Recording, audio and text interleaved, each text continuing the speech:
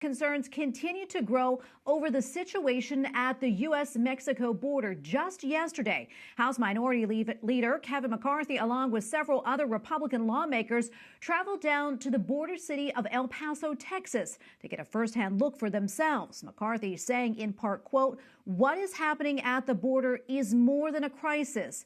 This is human heartbreak." Joining us now to talk more about this is Melissa Lopez, attorney at law and executive director of Diocesan Migrant and Refugee Services in El Paso. Melissa, welcome, and thank you so much for your time today. Melissa, I know you're on the front line, so to speak, in El Paso. Tell us what you're seeing and what you're hearing. We're just hearing terrible stories about how long people have been suffering trying to get into the United States, and just the lengths to which they will go to try and enter since the borders were closed under the prior administration. And I know that your organization provides a wide range of legal assistance and services to immigrants, including help for unaccompanied minors. Let's talk a little bit more about that. On average, how many children do you help, and have you seen an increased need recently? We typically help about 2,000 to 3,000 children a year. We provide various services to them. And right now, to be honest, the numbers have been down because of COVID-19. Precautions have to be taken. And so as a result, the numbers are slightly lower than usual. Can you tell us a little bit more about how you help these children with legal services?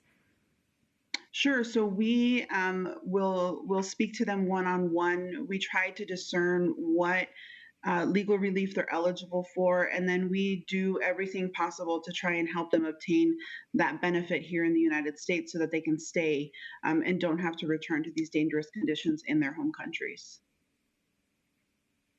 And I know that you also provide legal services for those who may have been victims of human trafficking, maybe some on their journey here to the U.S. Can you tell us a little bit more about that and how prevalent that may be? Unfortunately, human trafficking is very prevalent.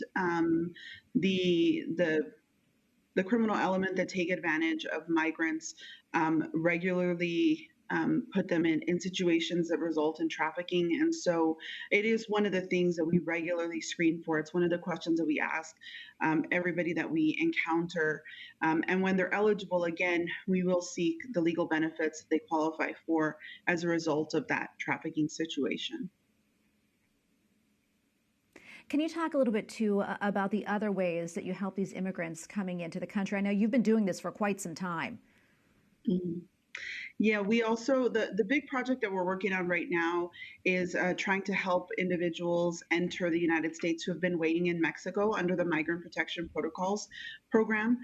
We've been working collaboratively with our local partners to try and make sure that we can welcome them with dignity and the respect that they deserve, especially after having been stuck in Mexico for so long. And so we work really hard to make sure that they know that they're supported, that they're not alone, and that they have a friendly face to look to for the first time in as long as 2 years. We don't have a whole lot of time left, but I'm wondering, what would you like people to know about what's happening at the border and the people who are migrating here, and maybe how we can help? Sure. I think the most important thing to remember is that this is not a new situation. During the Trump administration, these individuals were simply kept out of the country, were not even allowed to enter, even though they had a legal right to do so. I think what's really important is for individuals to provide financial support, quite frankly. In this time of COVID, resources are scarce, and so donations go a really, really long way to help us continue to serve. Melissa, thank you so much for your time today. We really appreciate it. Melissa Lopez, Executive Director of Diocesan Migrant and Refugee Services in El Paso, Texas. Thank you again. Thank you.